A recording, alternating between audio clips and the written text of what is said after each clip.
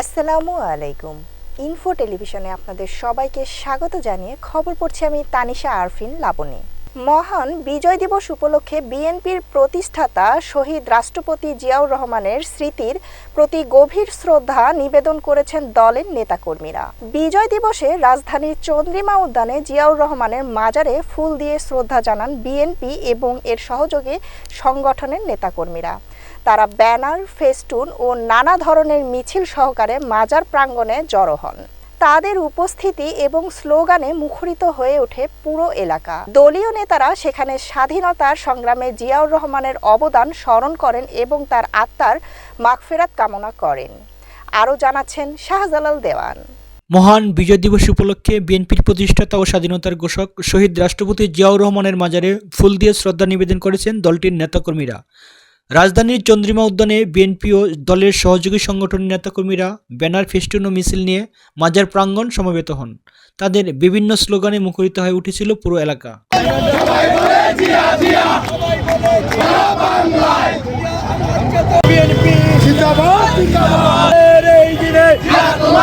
নেতাকর্মীরা বলেন, লাল সবুজের পতাকায় জিয়া তোমায় দেখা যায়, বাংলাদেশের অপর নাম জিয়াউর রহমান, স্বাধীনতার ঘোষক জিয়া, লাউ সালাম লাউ সালাম। এমন নানা স্লোগানে পুরো প্রাঙ্গণকে তারা প্রকম্পিত করে ওঠে। রাজধানীর বিভিন্ন স্থান থেকে বিপুল জনসমাগম, চন্দ্রিমা উদ্যান ও আশেপাশের সড়কগুলো উৎসবমুখর হয়ে ওঠে। 16 ডিসেম্বর, এই জন্য আমরা শহীদ প্রেসিডেন্ট জিয়াউর রহমানের কথা স্মরণ করে আমরা এই 16 ডিসেম্বর পালন করি। গোরস্থান জিয়ারত করতে আসছি।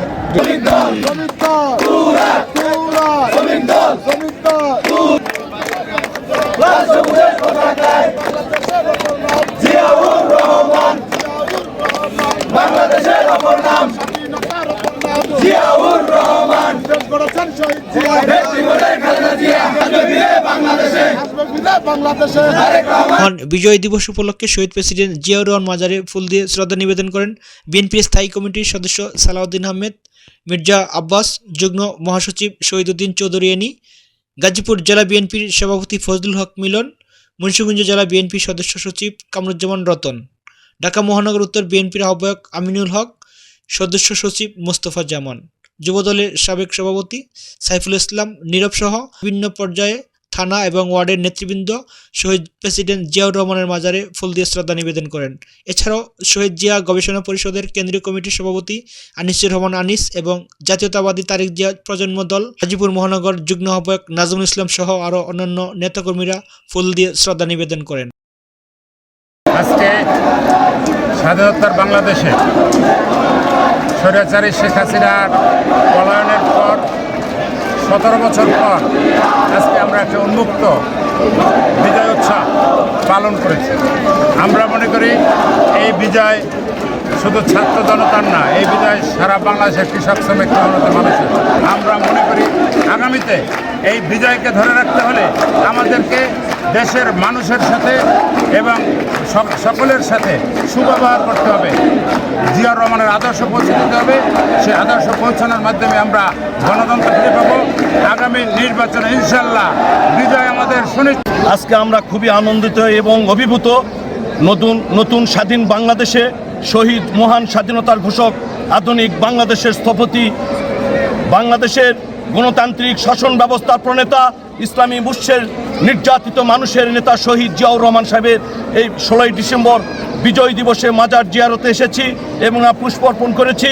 আজকে আমরা মনে করি আজকে আমরা এই স্বাধীন বাংলাদেশে দীর্ঘ কয়েক বছর পর আমরা নতুন উদ্যমে এই দেশ গড়ার প্রত্যয় নিয়ে আজকের আমরা এই বিজয় দিবসের আজকে আমাদের এই প্রেরণা, এই বাংলাদেশকে গড়ার জন্য আমাদের সবাইকে ঐক্যবদ্ধ হয়ে কাজ করতে হবে।